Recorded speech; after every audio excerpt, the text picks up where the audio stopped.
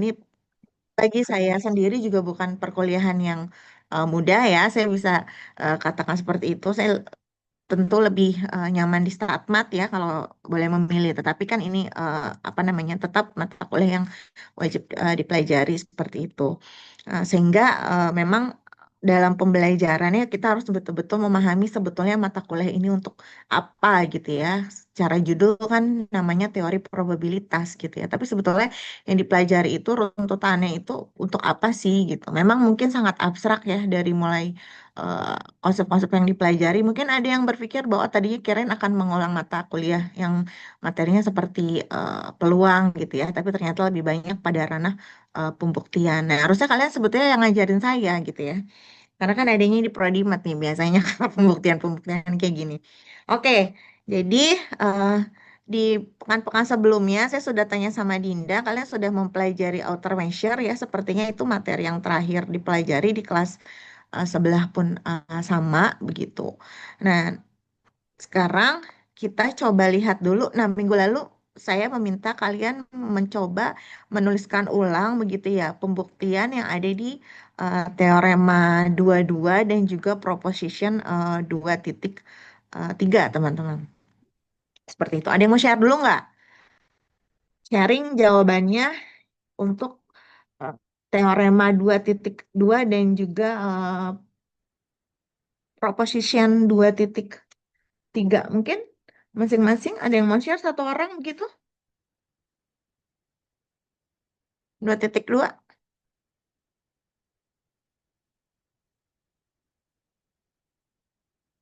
Di 2.2 ini ya teoremanya berbunyi bahwa ya, A ya himpunan A itu merupakan subset dari R.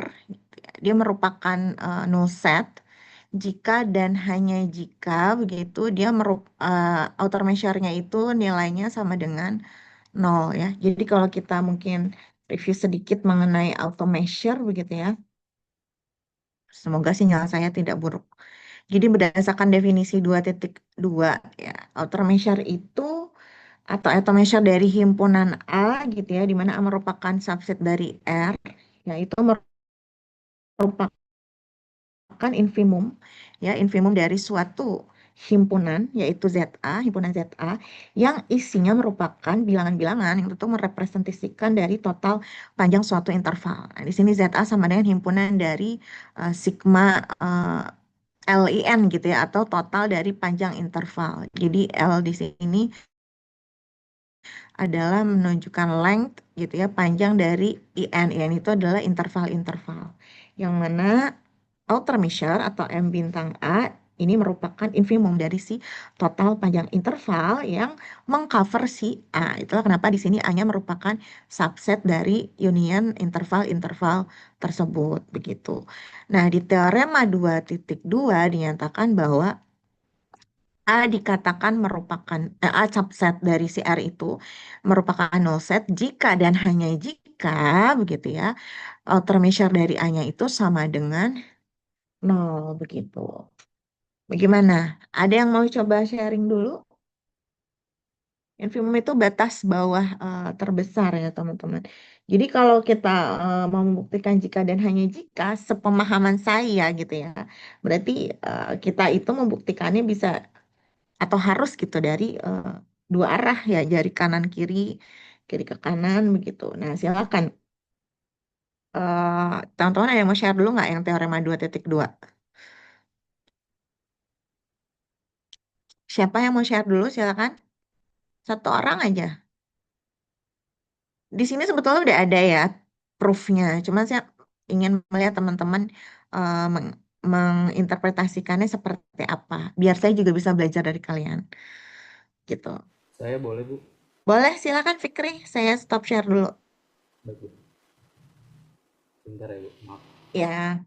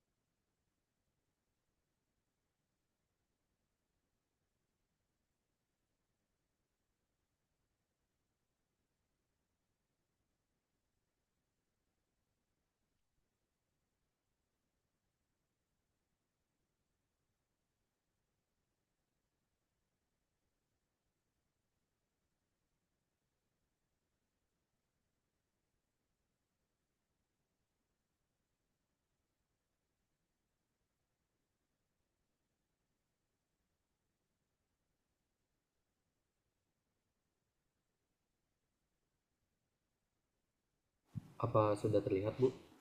Ya, sudah. Sudah. Silakan.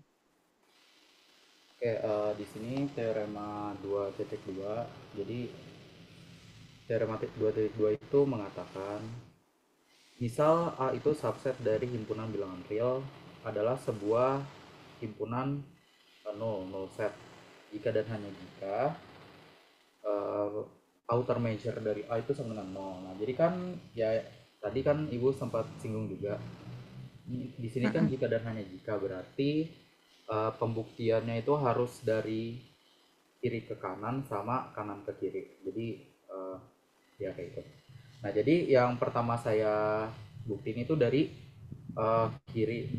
Jadi yang pertama saya buktiin itu kalau A-nya itu null set, maka outer measure-nya itu nol.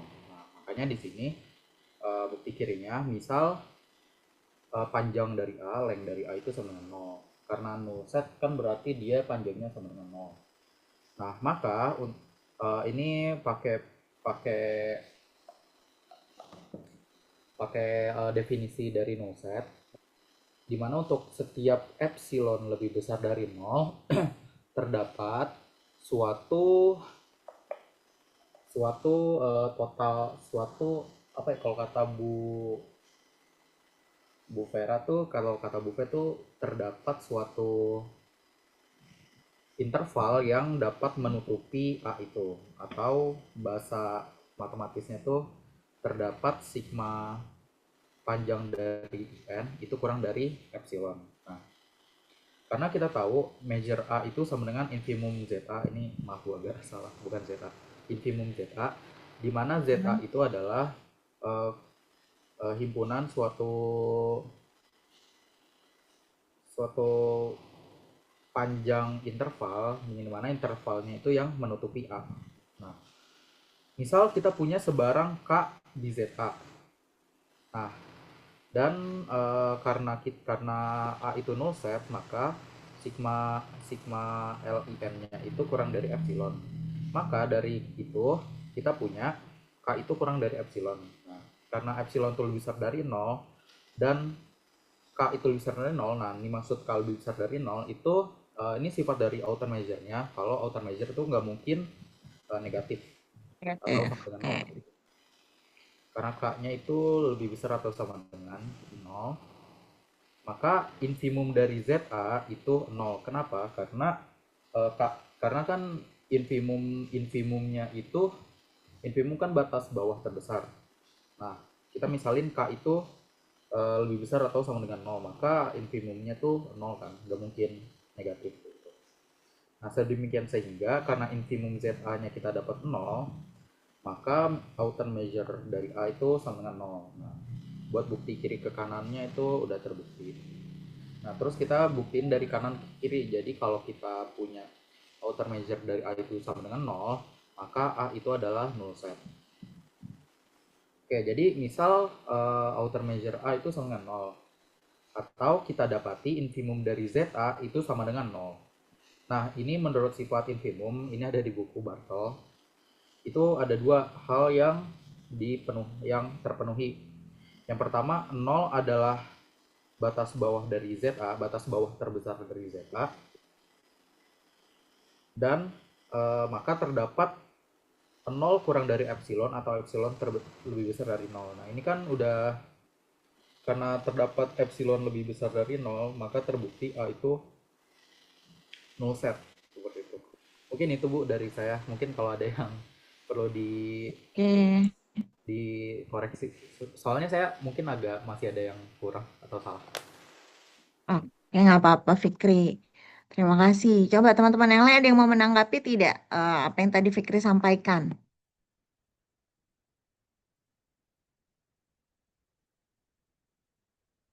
Mungkin yang apa namanya tadi yang perlu ditekankan lagi ya, kaitan dari epsilon yang sembarang positif tersebut ke mana tadi ke total panjang interval yang kurang dari epsilon gitu.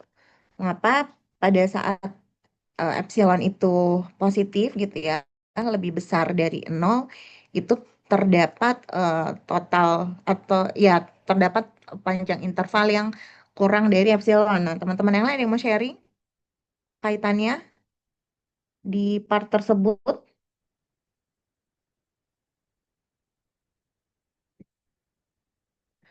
sebetulnya itu juga ada kaitannya dengan analisis real ya, kalau saya belajar dari profesional begitu. Tapi bisa diterima jawaban Fikri menurut saya. Teman-teman yang lain gimana? Ada yang mau ini nggak menambahkan nggak jawaban Fikri?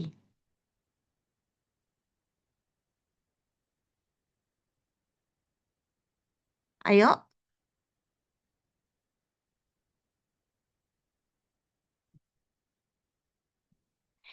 Jadi tadi untuk setiap epsilon lebih besar dari nol itu terdapat total panjang interval kurang dari epsilon. Karena outer measure dari himpunan A itu adalah ZA gitu ya, di mana ZA itu adalah himpunan dari total panjang interval yang mengcover A, maka kita punya untuk sembarang ZA itu yang totalnya itu atau ZA-nya itu kurang dari epsilon seperti itu. Sehingga kita punya si ZA kurang dari epsilon dan kita punya si total panjangnya lebih besar dari eh, nol begitu. Sehingga karena infimum dari ZA itu sama dengan nol, maka outer measure-nya itu sama dengan nol gitu. Betul, jawaban Fikri betul. Cuman yang tadi baris pertama itu teman-teman paham atau seperti apa? Yang epsilon lebih besar dari nol terdapat total panjang interval kurang dari epsilon.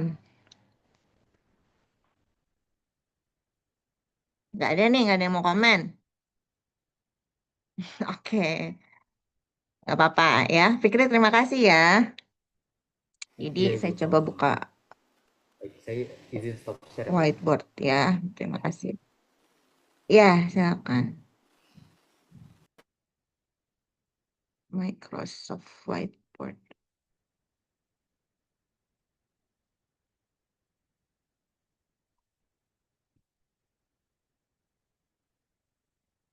Ups. Sebetulnya lebih kepada tadi ya, yang apa namanya?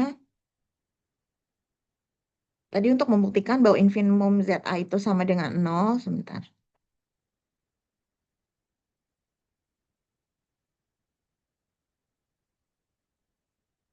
Tadi itu.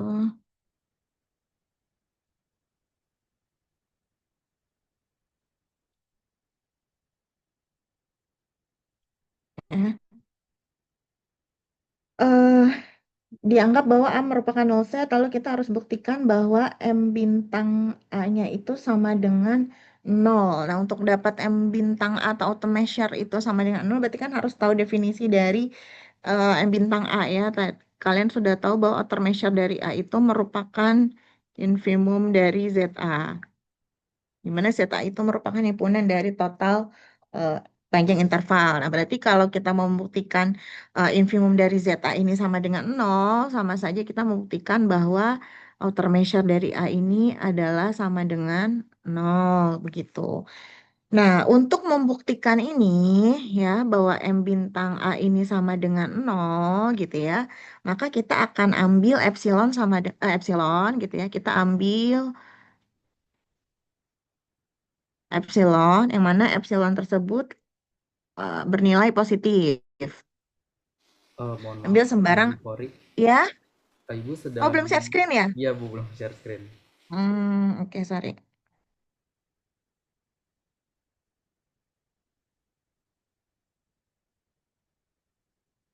Ya, ya. Jadi untuk membuktikan outer measure dari himpunan A sama dengan nol, maka kita harus ingat lagi definisi dari outer measure, di infimum dari ZA, gitu ya, teman-teman.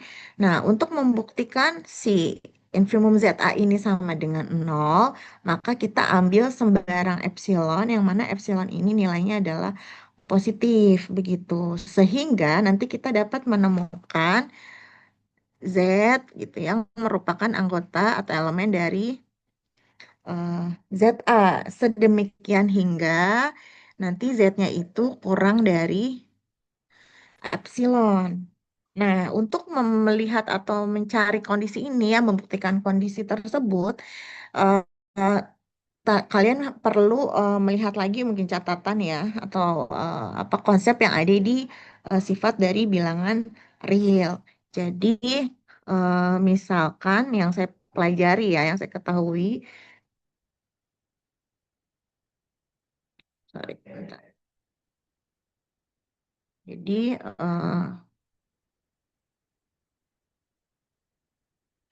misalkan X sama dengan nol itu ekuivalen dengan untuk setiap epsilon lebih dari nol begitu ya. Maka X itu nilainya lebih dari atau sama dengan nol dan kurang dari epsilon. Nah, nanti coba kalian cek lagi apakah ada konsep ini di bilangan real seperti itu. Nah, jadi kalau misalnya kita ambil epsilonnya, misalnya kecil nilainya gitu ya, 1/1 juta begitu. Ya, maka X gitu ya juga akan kurang dari 1 juta. Tetapi dia akan tetap nilainya lebih besar dari nol. Jadi jika misalnya kita punya epsilonnya itu adalah 1/1 juta begitu ya, maka ya X-nya akan kurang dari 1/1 juta. Namun si X ini akan lebih besar dari nol. Lalu kalau misalnya ditambah lagi, ya epsilon itu adalah 1/1 miliar gitu. Maka X akan kurang dari 1/1 miliar, tapi tetap X itu nilainya lebih besar dari nol. Jadi berapapun kecilnya nilai epsilon ya, maka X itu masih lebih kecil dari epsilon, tetapi nilainya lebih besar dari nol, teman-teman. Nah, jadi tadi mungkin yang tadi Fikri sampaikan itu eh, ini yang apa namanya untuk memperlihatkan kenapa epsilon lebih besar dari nol terus X itu kurang dari epsilon. Ternyata itu ada konsep di dalam konsep bilangan real gitu ya. Seperti itu. Mungkin ini aja yang tadi perlu ditambahkan begitu. Jadi untuk membuktikan bahwa si infimum ZA itu sama dengan nol ya jika diberikan epsilonnya itu adalah positif, kita dapat menemukan Z yang lebih kecil dari epsilon. Artinya Z yang merupakan anggota ZA ini itu merupakan total panjang interval yang total intervalnya mengcover A yang nilainya itu kurang dari epsilon, teman-teman. Seperti itu ya. Oke, untuk yang teorema 2.2 seperti itu. Untuk teorema yang oh tadi yang kanan ke kirinya teman-teman bisa paham. Jadi kalau diketahuinya yang infimum Z-nya sama dengan nol, akan dibuktikan A-nya sama dengan null set. Mungkin satu lagi dong teman-teman yang bisa sharing selain Fikri tadi. Saya bisa Ibu Oh, sepertinya. boleh Tracy, silakan. Tapi kalau ada salah, maaf ya Ibu. Ya, nggak apa-apa, kita sama-sama belajar.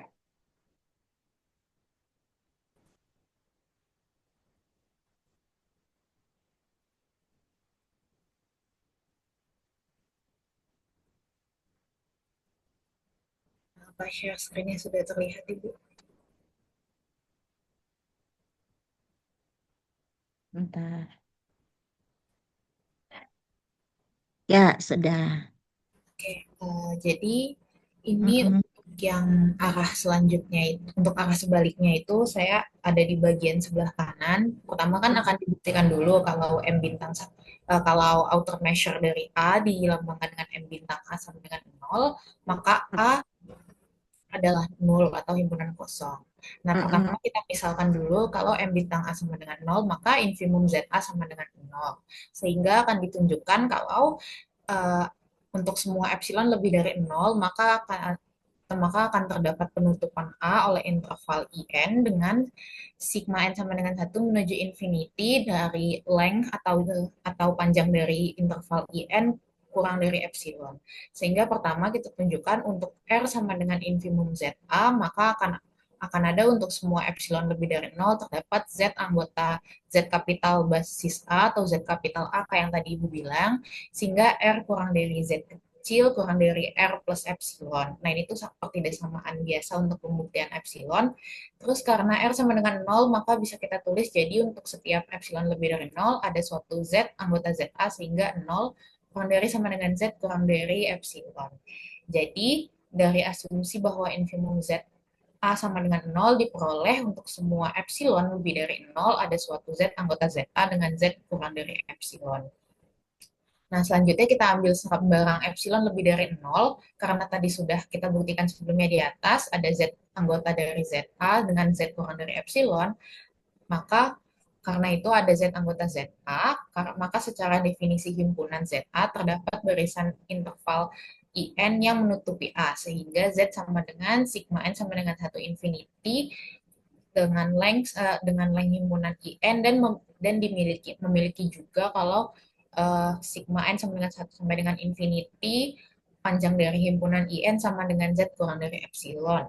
Jadi untuk semua epsilon lebih dari nol ditemukan penutupan A oleh interval-interval IN dengan total panjang kurang dari epsilon sehingga terbukti untuk arah sebaliknya kalau terbukti dua arah, yang arah pertama sebelah kiri, apa dua yang saya jelasin sebelah kanan, terbukti kalau anul jika if and only if itu if and only if M bintang A sama dengan gitu Ibu. Oke, ya betul Tracy. Ya, sudah benar apa yang dituliskan oleh Tracy. Jadi sudah lengkap tadi ya dari kiri ke kanan dan juga kanan ke kirinya. Sebetulnya di buku sudah ada ya teman-teman mencoba untuk melengkapi lagi dan memperjelas lagi menggunakan bahasa sendiri-sendiri. Iya, betul. Ini yang saya catat juga Lures seperti ini untuk yang kedua ini. Ada teman-teman yang punya sudut pandang berbeda cara menjelaskannya?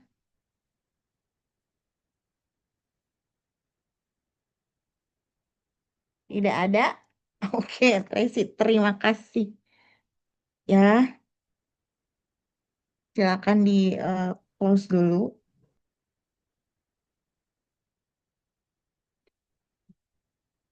Nah, coba kita lihat dulu bukunya.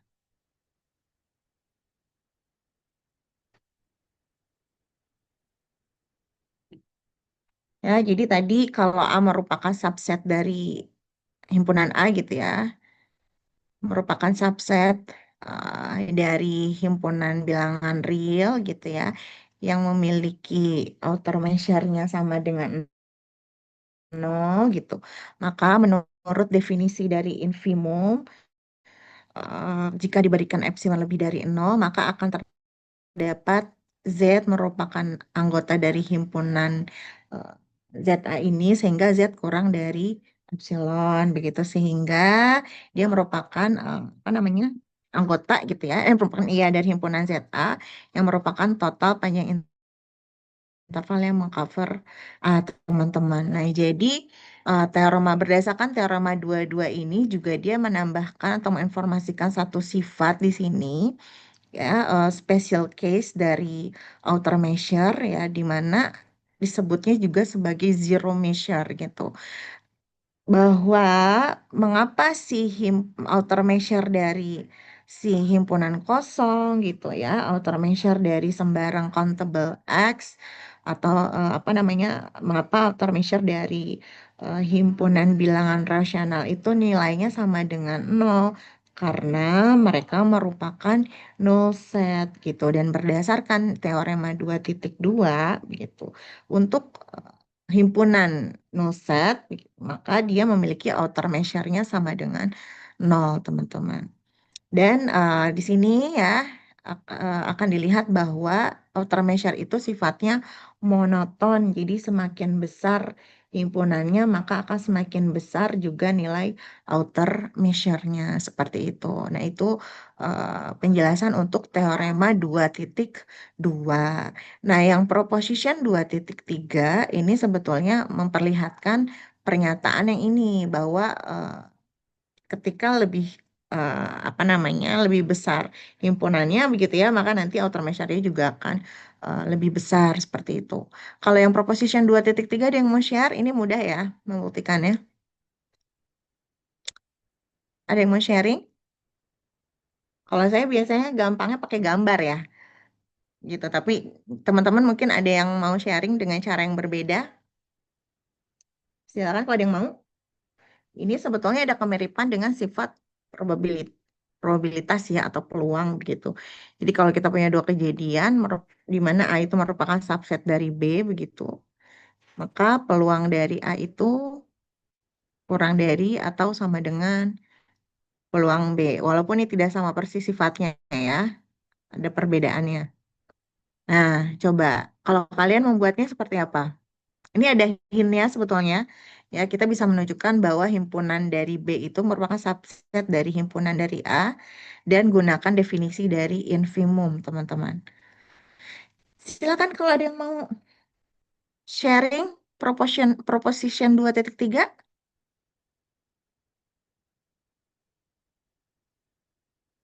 Saya Razan? boleh, Bu. Oke, keren. Razan mau maju siapa ini? Zidane, Bu. Oh, Zidan. Oke, silakan Zidan.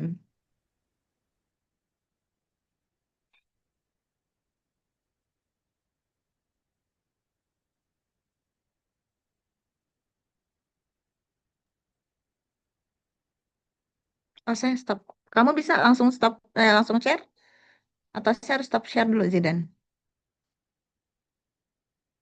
Ini share screen saya udah terlihat belum, Bu? Nah, belum. Berarti saya harus stop share dulu. Oke,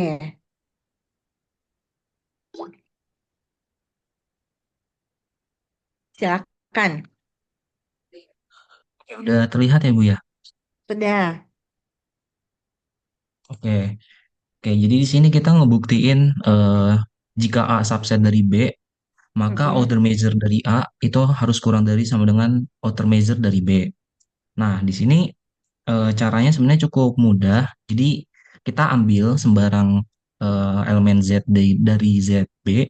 Nah, Mm-mm. karena menurut definisi ZB itu, maka dia kan kalau dari definisi ini ya, ini kalau saya ganti tab kelihatan nggak ya, Bu ya? Oh, Kelihatan. kelihatan ya. Nah, kalau dari definisi, nah ini definisi Z-nya ini, kan berarti dia Mm-mm. eh, jumlah dari panjang interval IN gitu ya, di mana A-nya itu harus dari gabungan dari IN. Nah, berarti kita punya dari definisi itu, maka kita punya Z akan sama dengan jumlah dari panjang dari IN dan B itu Mm-mm. subset dari gabungan interval IN. Nah, karena kita tadi kan punya di soal A itu subset dari B, dan tadi kita juga punya info bahwa B itu subset dari gabungan interval IN dari satu sampai tak hingga, maka Mm-mm. pastilah A itu juga eh, gabungan dari subset dari gabungan dari IN gitu. Karena kalau yang lebih besarnya aja dia subset dari sesuatu, pasti yang di dalamnya itu pasti subset dari yang itu juga dong. Logikanya kan gitu ya. Nah, Oke. oleh karena itu kita punya definisi lagi total panjangnya itu sekarang kita punya Z sama dengan eh, sigma dari panjang interval IN, dan dia juga punya A itu apa namanya subset dari gabungan interval IN. Nah, itu dia bisa pakai definisi ini lagi.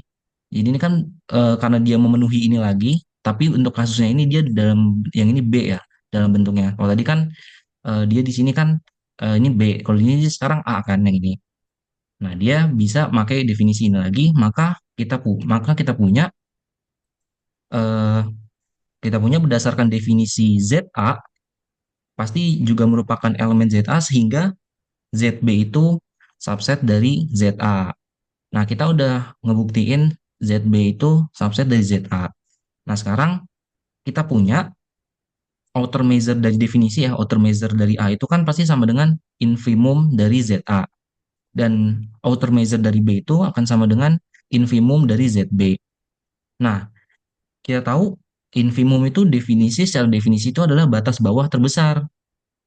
Nah, berarti eh, outer measure dari A itu adalah batas bawah terbesar untuk himpunan ZA. Yang pasti kalau kita ubah dalam bentuk matematis, dia itu outer measure A itu kan kurang dari sama dengan X untuk suatu X anggota elemen ZA. Nah, kita tahu bahwa ZB itu subset dari ZA. Nah, yang berarti outer measure dari A ini juga pasti batas bawah untuk semua elemen di ZB. Karena dia itu kan subsetnya dari ZA. Nah, tapi dia belum tentu yang terbesar. Nah, sekarang kita punya dua informasi, dua fakta nih dari yang atas-atas tadi itu. Kita punya dua fakta. Outer measure dari A itu adalah salah satu batas untuk ZB. Ingat, salah satu batas aja, bukan batas bawah terbesar, bukan batas terbesar. Lalu kita punya fakta lagi, outer measure dari B itu sama dengan infimum ZB, yang mana kalau secara definisi itu adalah batas bawah terbesar untuk ZB. Nah, ini kan kalau secara logika kan kita lihat ya, karena outer measure dari B itu adalah batas bawah terbesar, sedangkan outer measure A itu hanya batas bawah saja, bukan batas bawah terbesar. Ya ini dari kata terbesar ini udah pasti bisa kita rumuskan, pastilah outer measure dari A itu kurang dari sama dengan outer measure dari B. Gitu, Ibu. Oke, coba ke atas lagi. Oke, jadi di sini apa namanya mencoba untuk mendefinisikan dulu dari Z begitu ya, di mana Z itu panjang total interval dan di mana didefinisikan himpunan B yang merupakan subset dari si union dari seluruh interval. Terus ada pernyataan bahwa A merupakan subset dari B gitu ya, dan B subset dari seluruh interval, maka si A juga pasti merupakan subset dari si interval. Jadi pendekatannya dari pendefinisian eh, A dan B melalui Z dulu seperti itu ya. Nah, lalu dari Z itu diketahui bahwa ZB itu merupakan jadinya subset dari ZA. Kenapa, Zidan? Coba diulang lagi. Kenapa ZB elemen dari ZA? Sorry, Karena subset. Ya, karena dari gini kan kita punya nih kan dari definisi ini kan total panjang Z yang tengah ini, oleh karena itu total panjang Z eh, jumlah dari panjang interval IN berdasarkan definisi ZA, kita kan juga punya elemen ZA. Nah, ini kita dapat nih, tadi awalnya kan kita punya Z anggota ZB. Sedangkan dari Z anggota ZB ini kita dapatkan dia ini ternyata juga di anggota merupakan elemen ZA gitu. Jadi cara ngebuktiin subset itu kan kalau kita punya elemen di kecil nih, misalkan X anggota L apa namanya X di A. Nah, kita pengen ngebuktiin dia juga X itu juga pasti anggota di B. Itu adalah B. ngebuktiin kalau A itu subset dari B. Nah, ini yang saya lakukan di pertama. Ini kan kita punya nih Z anggota ZB di awal. Ternyata bla bla bla bla bla kita dapat dia juga merupakan elemen dari ZA. Nah, jadi kita dapat dia ZB anggota subset dari ZA gitu, Ibu. Oke, ya bisa dipahami. Teman-teman yang lain gimana? Bisa paham? Boleh seperti itu boleh ya. Eh, Kalau saya sederhananya hanya pakai gambar, tapi nanti coba teman-teman yang lain ada yang mau berkomentar? Tidak ada? Oke, Zidan, terima kasih. Terima kasih, Ibu. Terima kasih Zidan ya. Ya, jadi kalau saya simpelnya ini bahasa sederhana saya aja ya. Coba sebentar.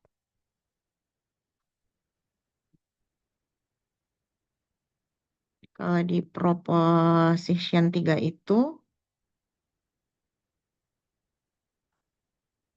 kok proposition 3? 2.3 ya. Kalau saya ilustrasinya menggunakan misalnya saya punya interval F gitu ya.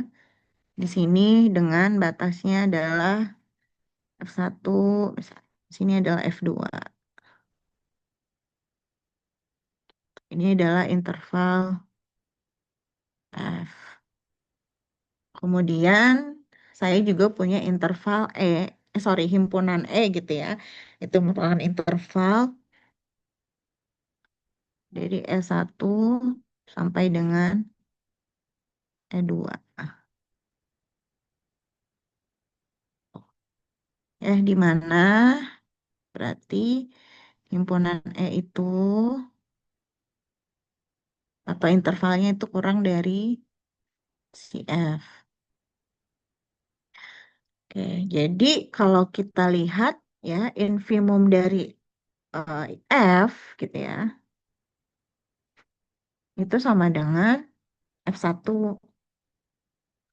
Sedangkan infimum dari E itu adalah S1. Yang mana kalau kita lihat nilainya itu adalah kurang dari sini. Ya, bahwa infimum dari F itu kurang dari infimum dari si E. Sorry, kurang dari sama dengan, ini kan bisa bergeser ya. Infimum dari F itu kurang dari atau sama dengan si infimum dari E gitu. Jadi jika misalnya ya saya punya A merupakan subset dari B, ya, maka saya punya himpunan B subset dari himpunan A.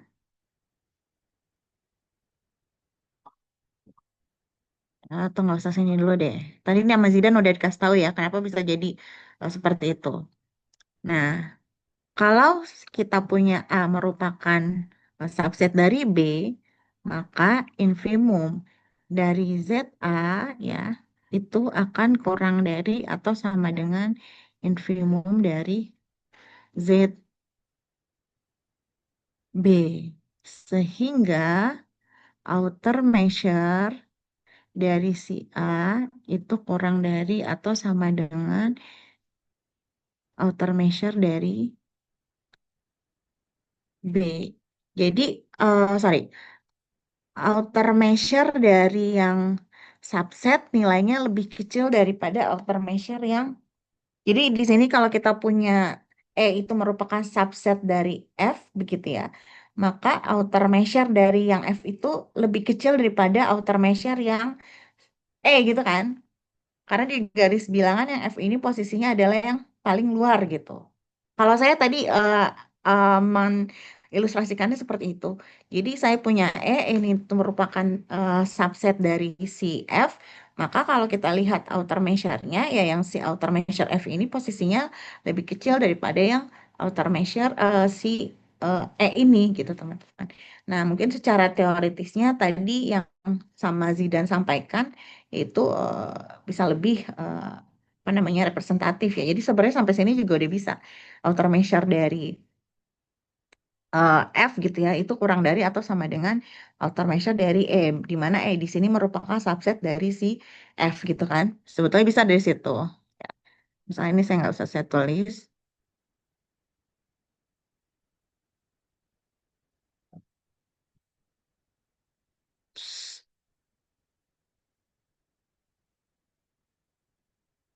Secara sederhananya begitu ya, maka ini dari F gitu ya, ini kurang dari outer measure dari si E, di mana E ini merupakan subset dari si F gitu teman-teman. Nah ini secara sederhananya lah seperti itu ya, secara sepemahaman saya seperti itu. Nah ini untuk yang proposition 2.3. Oke, tadi yang sudah sampaikan sudah lebih lengkap teman-teman ya untuk yang pembuktian di proposition 2.3 seperti itu. Nah, sekarang kita coba lihat di halaman berikutnya ya. Ini ada suatu narasi yang sebetulnya istilah-istilahnya juga mungkin cukup sulit dipahami gitu ya. Kalau teman-teman translate mah pasti keluar aja gitu. Tapi sebetulnya apa sih yang ada di dalam narasi tersebut begitu ya. Jadi di 22 ini, di halaman 22 ini maksudnya adalah seperti ini. Jadi misalnya kita sudah mendefinisikan definisi dari interval gitu ya. Misalnya kita punya interval,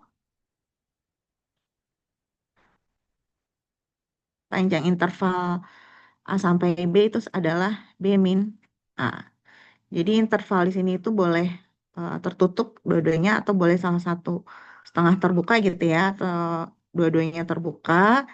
Ya, di sini misalnya di sini B-nya yang tertutup, kemudian yang ini yang kirinya yang tertutup misalnya. Jadi kita sudah tahu bahwa panjang suatu interval yaitu A dan B, interval AB itu sama dengan B dikurangi A. Lalu kita belajar juga definisi dari outer measure ya, yaitu M bintang A. Misal ya di sini panjang dari interval panjang dari atau himpunan yang panjang intervalnya sama dengan nol ini merupakan null set yang mana dia akan memiliki outer measure-nya sama dengan nol. Nah, di sini ya dijelaskan bahwa panjang interval itu memiliki keterbatasan. Jadi L itu tidak bisa dipakai untuk mengukur semua himpunan bagian dari si himpunan bilangan real atau si R. Sedangkan outer measure itu bisa digunakan atau bisa mengukur ya himpunan bagian dari R gitu. Nah, himpunan apapun gitu ya, outer measure itu bisa mengukur himpunan bagian dari si R tersebut.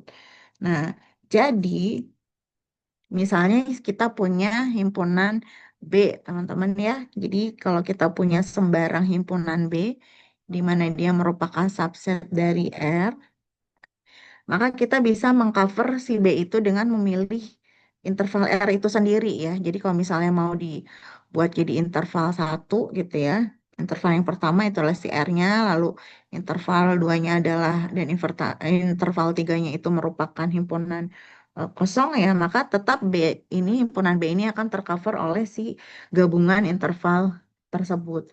Sehingga B ini merupakan union dari eh, seluruh interval tersebut gitu ya. Jadi B ini merupakan union dari eh, interval dari yang pertama sampai dengan si interval yang berikutnya bisa sampai tahingga begitu teman-teman. Nah, di sini diperlihatkan bahwa ternyata outer measure itu lebih baik dari interval gitu ya. Dimana kalau interval itu dia punya keterbatasan tidak bisa mengukur himpunan bagian dari himpunan R begitu ya. Sedangkan kalau intermeasure itu bisa mengukur semua himpunan bagian dari si himpunan bilangan real tersebut. Nah, kemudian ini mengantarkan kepada kita mengaitkan antara outer measure dari si interval tersebut. Jadi kita sudah belajar bahwa panjang dari suatu interval itu akan lebih besar sama dengan nol, gitu ya. Dan panjang dari union, sorry, satu sampai n, misalnya kita punya sebanyak n,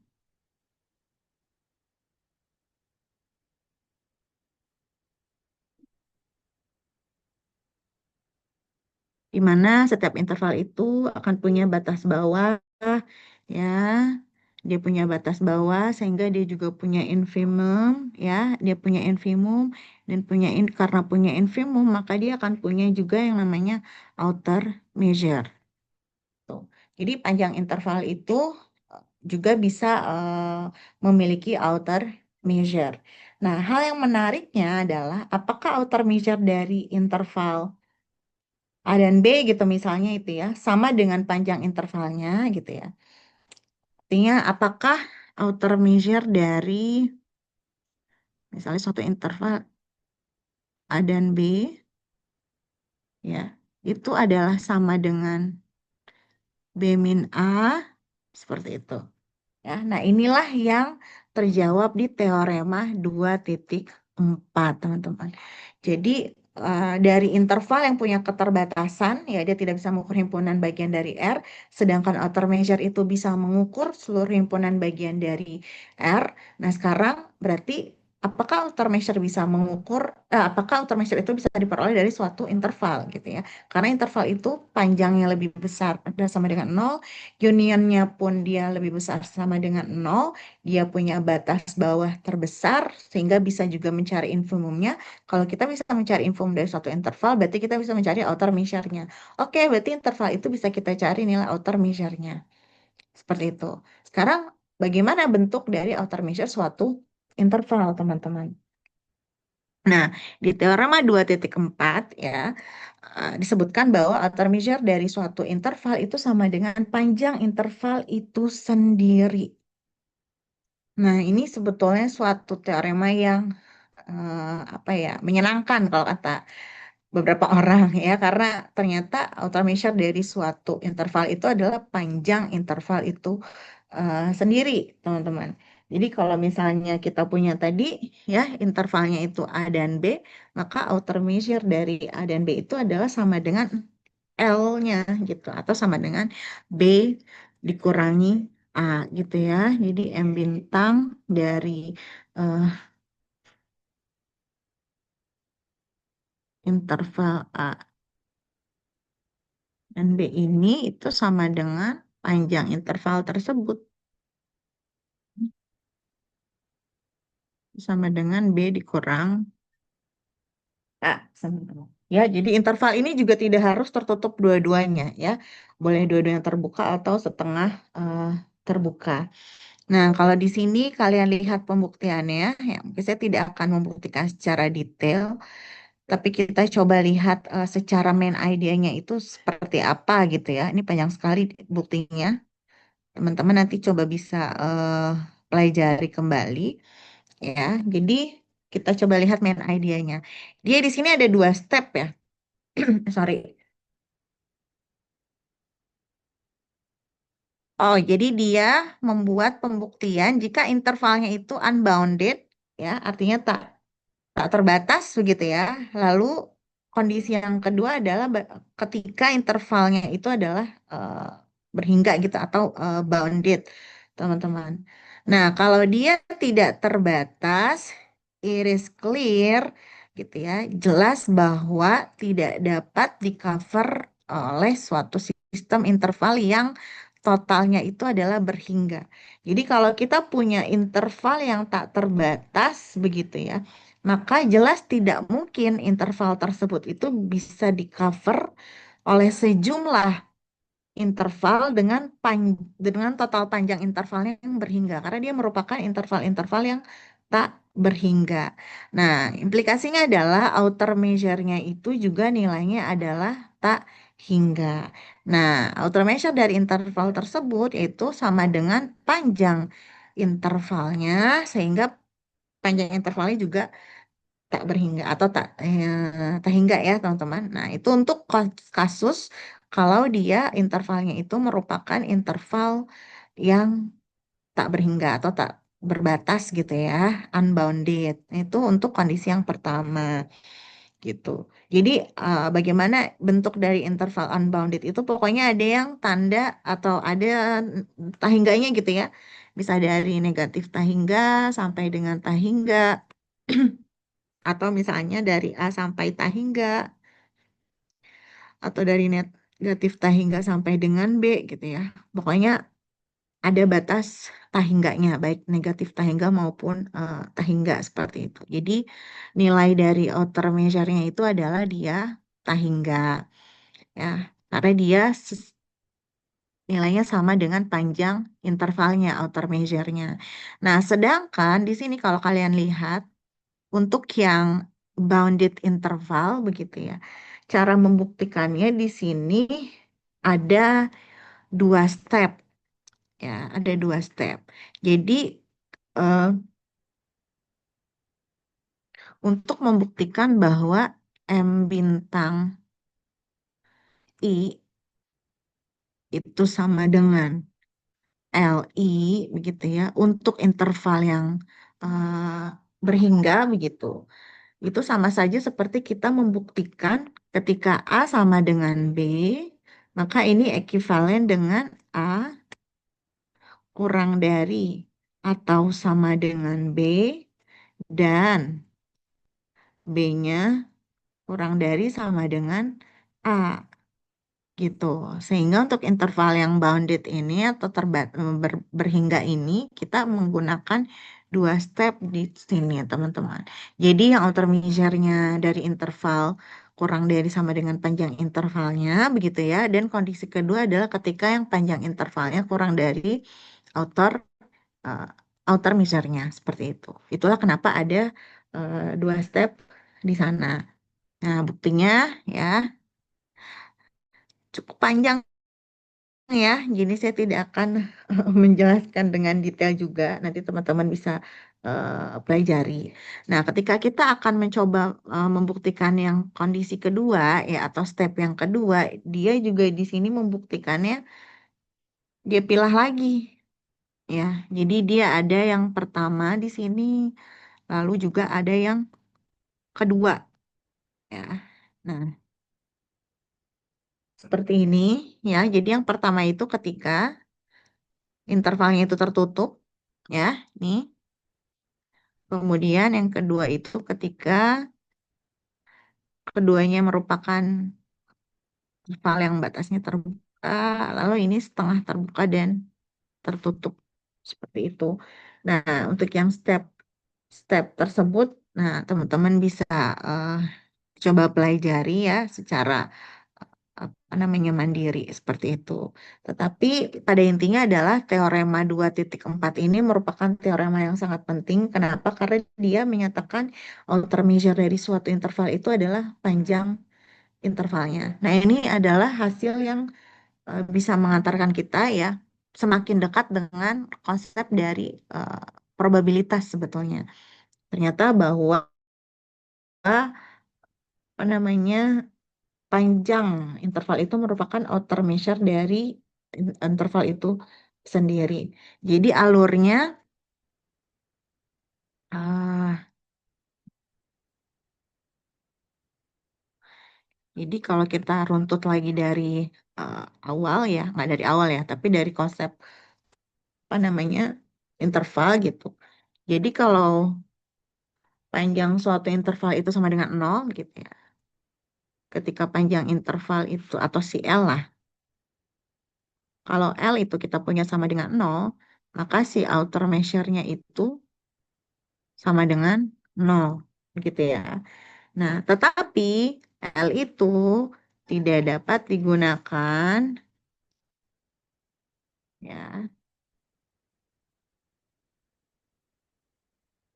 tidak dapat digunakan untuk menghitung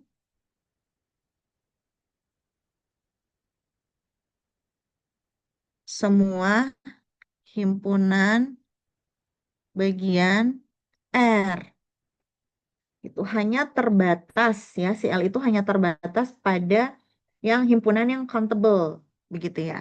Sedangkan M bintang atau outer measure itu dapat digunakan untuk menghitung semua himpunan bagian si R. Dan tadi hasil terakhir positifnya adalah bahwa si outer measure dari suatu interval itu adalah panjang intervalnya itu sendiri. Nah, berarti kita sudah mulai menemukan hasil-hasil teman-teman ya dari teorema-teorema yang ada itu yang berguna digunakan pada teorema probabilitas gitu. Jadi ini sudah semakin mengantarkan kita pada teorema-teorema probabilitas. Nah, setelah kita berhasil membuktikan bahwa si outer measure itu sebetulnya merupakan konsep panjang biasa gitu ya ternyata. Ya nggak, karena ternyata ya menghitung panjang interval itu sendiri outer measure itu teman-teman. Jadi yang awalnya konsepnya abstrak ya outer measure itu ternyata dia merupakan konsep yang nyata, yang benar gitu ya dengan tadi teorema yang sudah dibuktikan bahwa outer measure dari suatu interval itu adalah panjang interval itu sendiri. Nah, setelah kita bisa berhasil membuktikan ya bahwa si outer measure dari suatu interval itu adalah panjang interval itu sendiri, sebentar. Nah, sekarang kita bisa mempelajari sifat-sifat dari outer measure eh, si interval tersebut. Jadi nanti teorema-teorema berikutnya ya di sini coba saya tuliskan. Eh,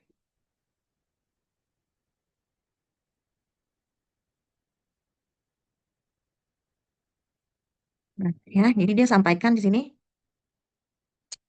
Jadi teorema berikutnya itu bisa memberikan kita apa, hasil hasil matematis gitu ya.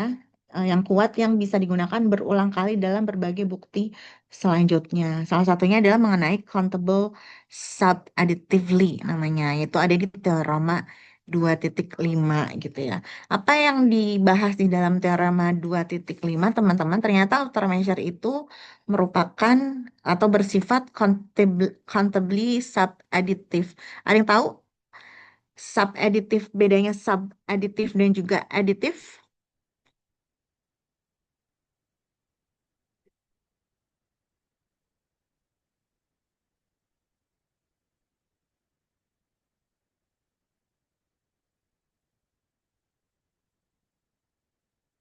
Jadi countably-nya ya itu adalah himpunan yang countable. Jadi dari himpunan-himpunan yang countable seperti itu ya.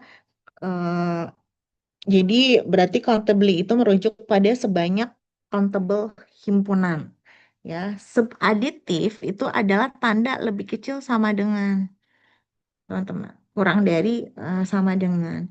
Sedangkan bedanya dengan aditif adalah ya aditif itu adalah eh, sama dengan gitu ya. Jadi teorema 2.5 itu bunyinya seperti apa? Bahwa outer measure dari union ya, himpunan-himpunan eh, di sini ya dari S1 sampai dengan Tahingga itu nilainya akan kurang dari atau lebih kecil sama dengan penjumlahan dari seluruh outer measure barisan himpunan tadi ya dari n buah himpunan.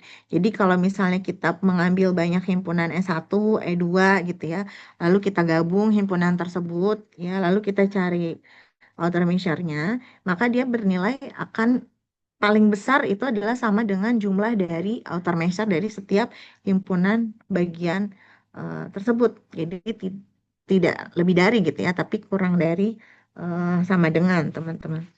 Nah, kalau di dalam konsep probabilitas itu kita masih tetap bisa menggunakan aditif. Jadi kalau di probabilitas itu misalnya kita mau mencari peluang union dari kejadian AI gitu ya.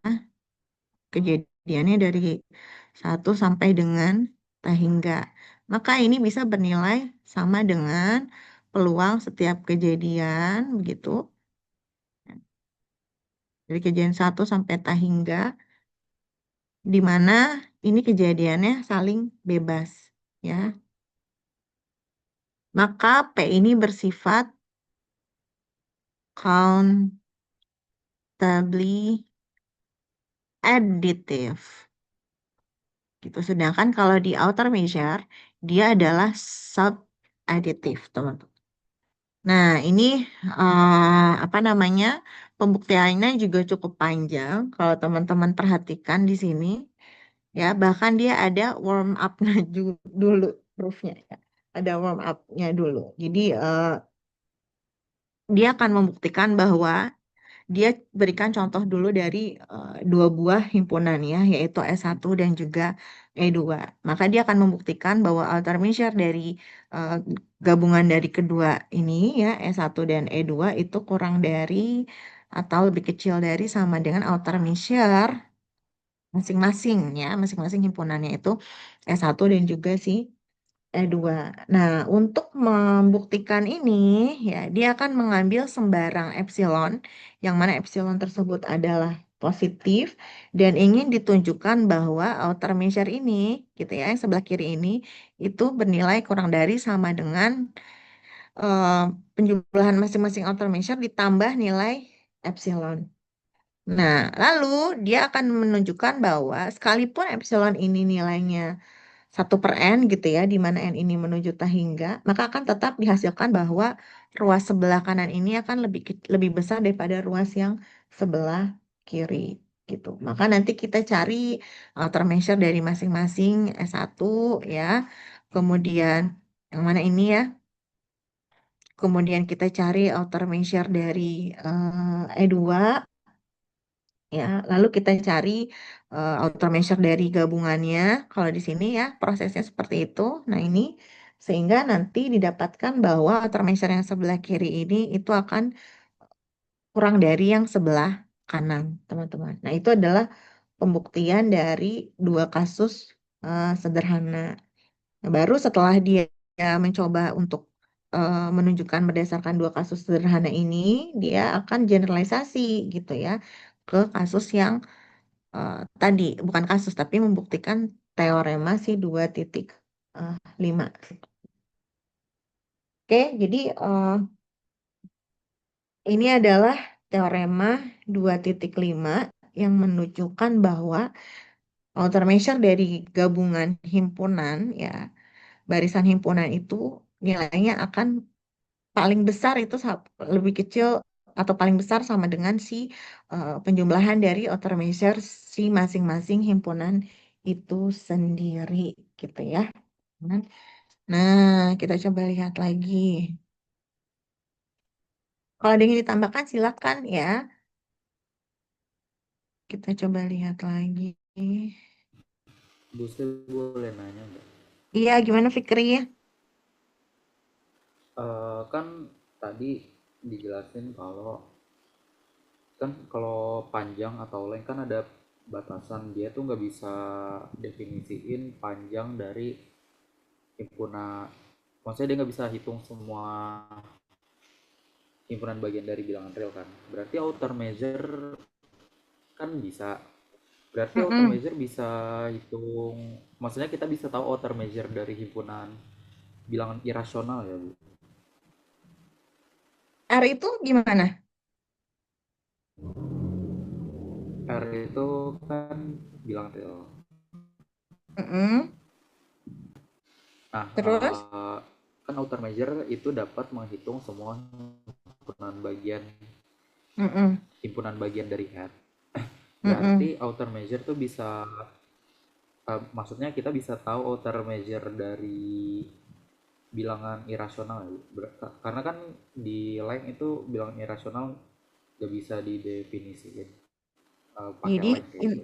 interval bilangan irasional.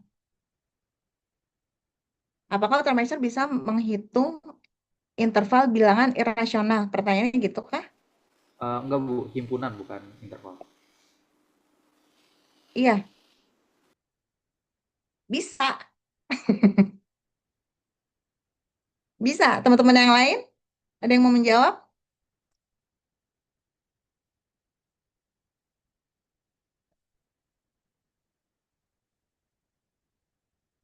Kalau yang saya pahami ya, karena artinya dia bisa menghitung semua bilangan real dan irasional itu kan juga merupakan apa namanya, termasuk ya dalam bilangan real.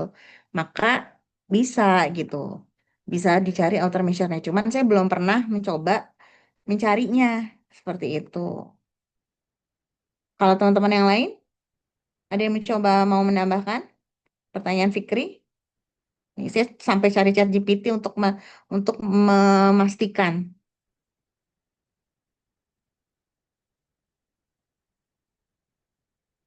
Coba ditambahkan coba logikanya. Kira-kira bisa tidak menghitung outer measure itu dihitung dari suatu interval yang mungkin yang memuat bilangan rasional begitu ya Fikri ya?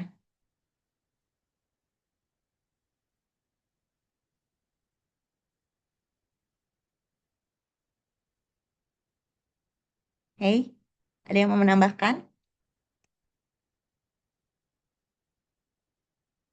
Kalau menurut Fikri gimana?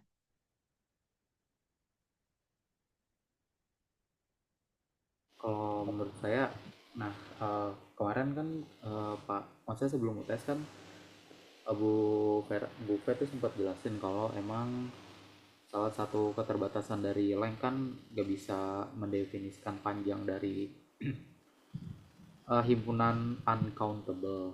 Salah satunya itu Mm-mm. bilangan, bukan, maksudnya himpunan uncountable, salah satunya tuh bilangan himpunan bilangan irasional Himpunan kan. bilangan rasional, ya. Soalnya eh, nah itu pas tadi saya juga baru tahu kalau outer measure tuh itu bisa menghitung semua himpunan bagian dari R. Nah, makanya tadi saya nanya ke Ibu apa berarti bisa Apakah bisa jadi yang Pak? irasional? Ya, kalau bisa Oke. um, kira kalau bisa kayak gimana terus berapa. Tapi kan ibu juga bilang belum pernah coba ya, makanya saya juga Betul, tadi betul. coba tanya ChatGPT. Iya, jadi nanti sebetulnya ada di next topiknya.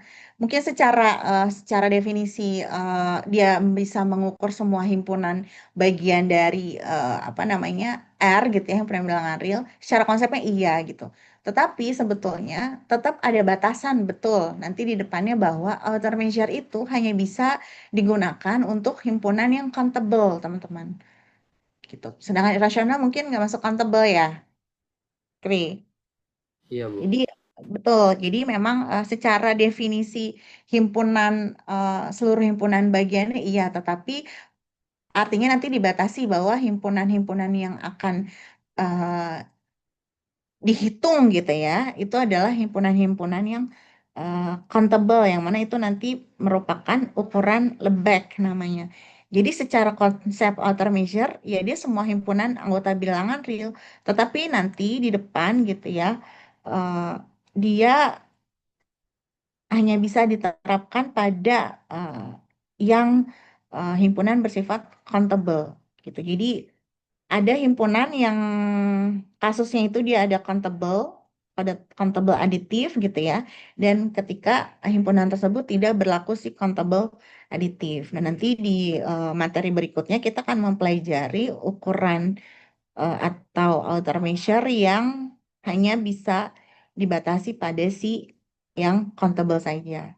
Gitu. Jadi jawabannya sebetulnya terjawab di materi berikutnya, tetapi kalau secara definisi himpunan bagian ya himpunan seluruh himpunan bagian si bilangan real tersebut begitu, Fikri. Ya, Oke baik bu, cukup jelas. ya, Terima kasih bu. sama-sama. Jadi kalau kita lihat di proposition 2.6 ini ada sifat dari si outer measure lagi, bahwa dia merupakan translation invariant, teman-teman. Jadi maknanya apa? Kalau kita punya outer measure dari A, himpunan A ya, maka dia sama dengan nilainya outer measure dari eh, A plus T. Jadi kalau kita punya suatu interval di sini ya, dari A sampai dengan B, lalu kita geser sebesar T gitu misalnya ya. Jadi di sini adalah A plus T, di sini adalah B plus T, ya. Maka panjang interval dari sampai dengan B ya, itu sama dengan panjang interval dari A plus T dan juga si B plus T. Itu sama-sama B dikurangi A gitu. Nah, itu juga yang mengantarkan kita untuk membuktikan bahwa si outer measure A itu akan sama dengan outer measure dari si A plus T, teman-teman. Nah, itulah disebut sebagai invariant. Jadi sama seperti itu ya. Kalau nanti dia digeser ke kanan begitu, maka T-nya positif. Kalau dia geser ke kiri, maka T-nya negatif. Nah, untuk membuktikan proposition ini, kalian bisa lihat hint-nya di sini ya, bahwa dia katakan panjang dari interval itu tidak berubah ketika intervalnya itu shifted ya atau digeser, dan outer measure-nya itu ditentukan dari panjang dari interval yang mengcover tersebut begitu ya. Ini teman-teman pasti bisa membuktikannya dengan mudah lah seperti itu. Jadi kalau misalnya saya coba kembali ke whiteboard. Ups,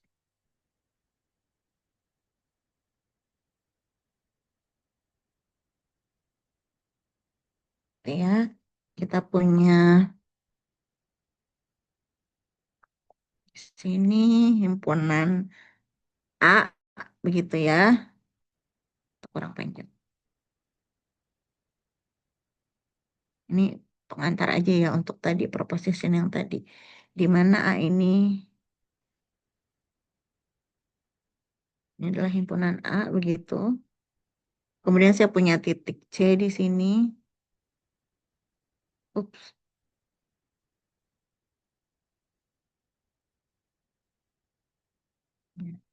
Kemudian saya geser ya, sebesar T. Saya punya A plus T di sini. Kemudian saya juga punya plus T.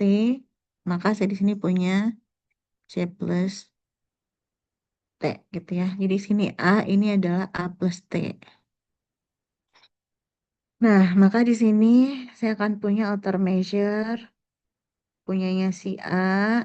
Saya akan punya outer measure punyanya A plus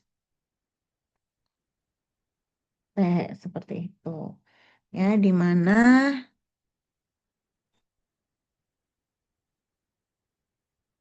outer measure dari A ini adalah infimum dari ZA ya, di mana ZA itu kembali lagi merupakan himpunan dari total panjang interval ya.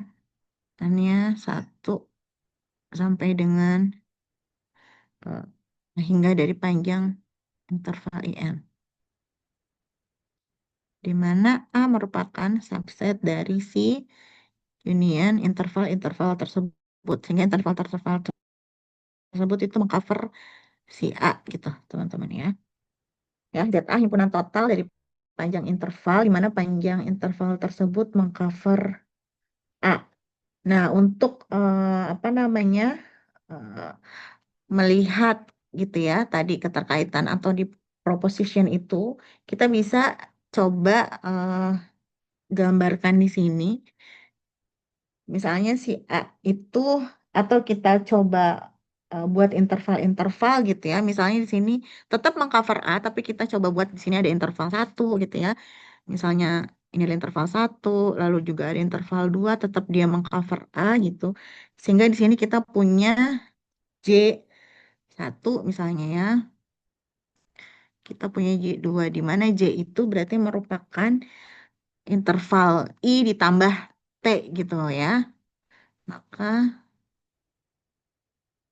kita akan punya ambil misalnya ya.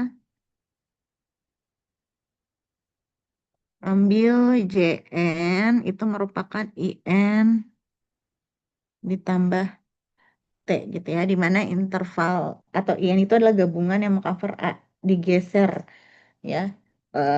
Sebesar T si J itu nantinya. Nah, maka ya kalau kita punya A plus T, maka dia merupakan subset dari si JN. Nah, ya, jadi A plus T ini akan tetap merupakan subset dari si JN. Ya, baik dia si J1, J2, dan seterusnya. Seperti itu.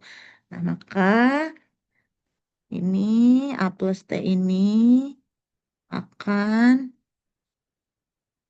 di cover ya oleh interval-interval si ZN. Gitu. Nah, kita tahu ya bahwa panjang interval dari N dan Zn itu akan sama ya, karena panjang interval tidak boleh berubah sekalipun jika digeser begitu. Maka panjang interval dari si In itu harusnya sama dengan panjang interval dari si Jn. Maka ini Z A, kalau tadi yang di atas itu ya intervalnya I, ini sama dengan Z A ditambah T. Maka infimumnya juga akan sama nanti.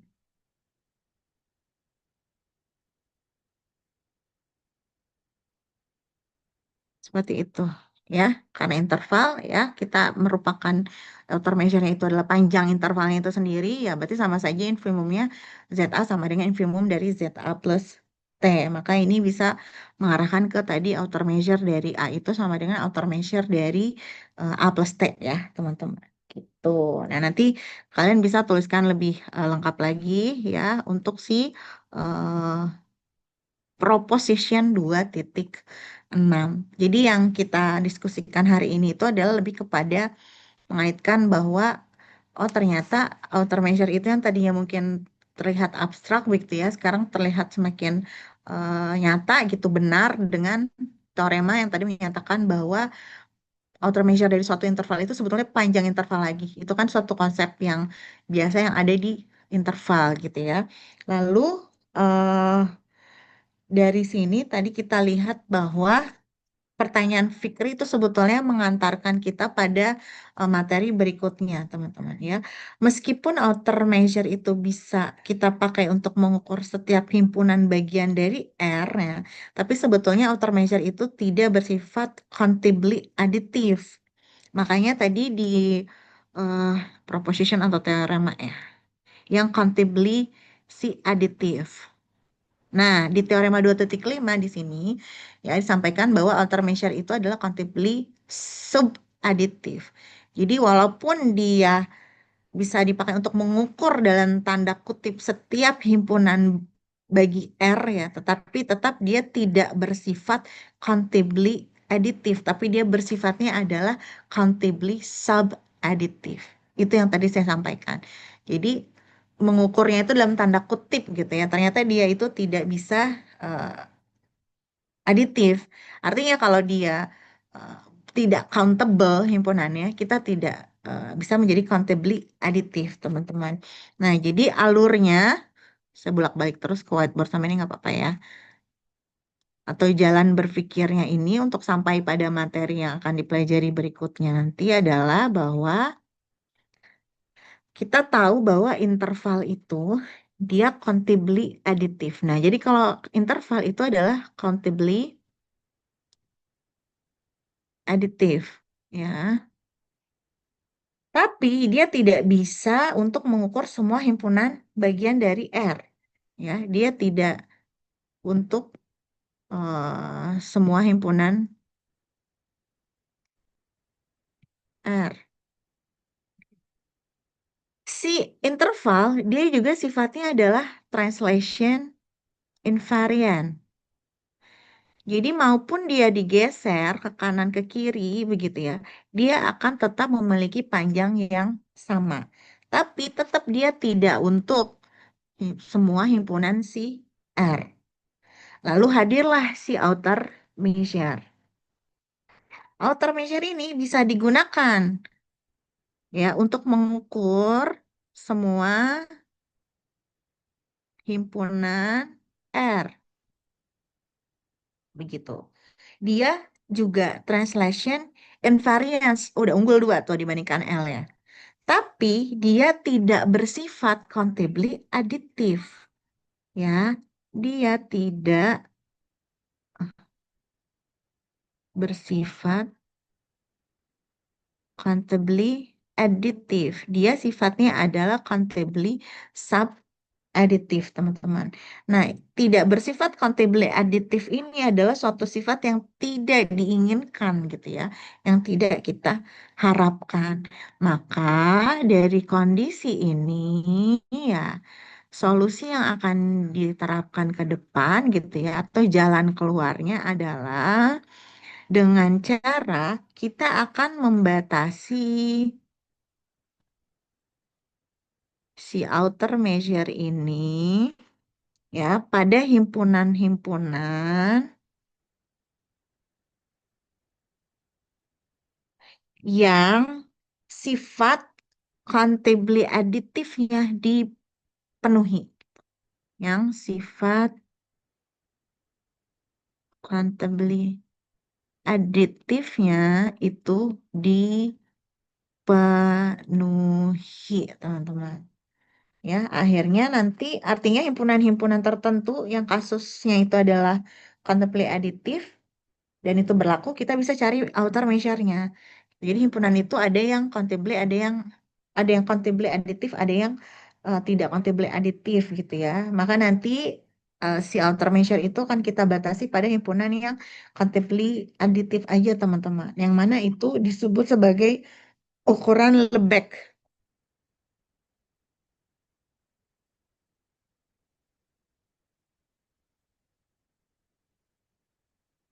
Nih, Lebesgue measure. Ya, ini akan kita pelajari nanti pertemuan berikutnya gitu. Nanti juga kita akan tahu bahwa himpunan-himpunan yang tersebut ya yang countably additif itu juga sigma field gitu.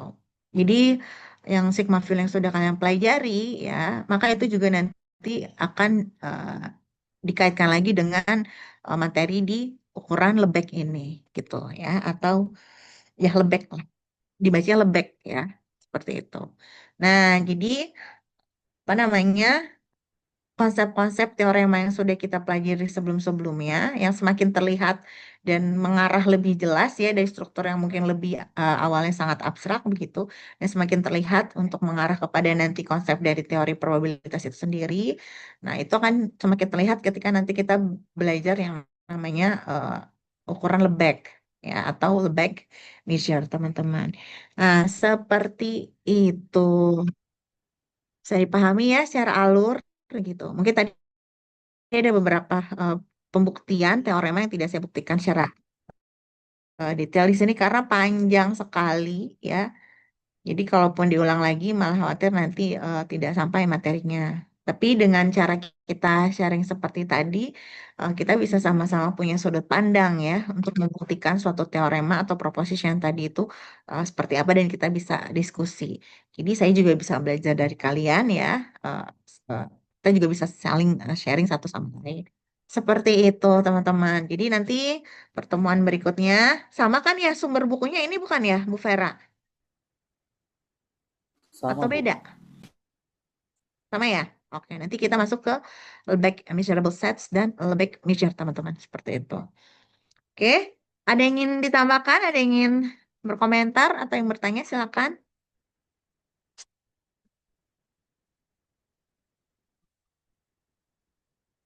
Tidak ada. Oke, kalau tidak ada, tidak apa-apa ya. Apa namanya? Nanti kita bahas lagi bareng-bareng. Mohon maaf sekali besok saya tidak bisa mengajar karena berdasarkan rundown itu saya menilai dari pukul 8 sampai dengan sore hari. Betul-betul di rundownnya sampai pukul 4 lebih gitu. Jadi saya nggak bisa ngajar lagi. Nanti saya coba petakan kalian kan Senin ternyata bisa ya. Senin itu saya kemarin sudah informasikan ini Senin bisa. Tapi mungkin nggak 3 kali juga seminggu ya. Kalian eh, khawatirnya kelelahan teoprop di 1 minggu 3 kali. Kita usahakan 1 minggu 2 kali untuk minggu depan dan seterusnya. Dan ini pertemuan ke-10 masih ada beberapa pertemuan lagi yang harus dipenuhi ya. Nanti insya Allah kita pokoknya setelah minggu depan lah, enggak setelah minggu ini, insya Allah udah nggak ada kegiatan lagi harapannya. Jadi saya bisa memenuhi kewajiban saya untuk mengajar mata kuliah Teobrop. Terima kasih banyak untuk pengertiannya, terima kasih banyak untuk kerjasamanya. Ya, semoga segala urusan kita dipermudah, kalian juga diberikan kondisi sehat walafiat selalu, teman-teman ya. Terima kasih atas perhatiannya. Mohon maaf atas segala kekurangannya. Wassalamualaikum warahmatullahi wabarakatuh. Selamat siang. Waalaikumsalam Bu. Waalaikumsalam. Terima Terima kasih Bu kasih banyak Putri. Ibu. Sama-sama. Semangat Bu. Ya, Semangat semangat Bu, juga. benar.